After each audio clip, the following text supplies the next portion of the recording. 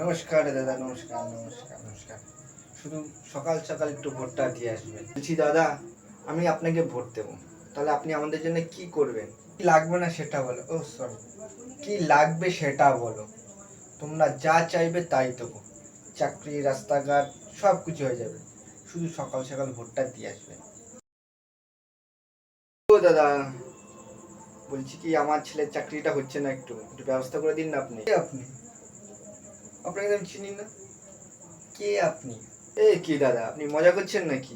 আপনিই তো বলেছিলেন ভোটের আগে যে চাকরি করিয়ে দেবে বলছিলেন। বলছি তোমার ছেলে কতদূর পড়াশোনা করেছে? এই তো উচ্চ মাধ্যমিকে 4 বার ফেল করেছে, আর এইবার নিয়ে 5 বার। বলছে আর পড়াশোনা করবো না, আমাকে একটা চাকরি খুঁজে দিতে।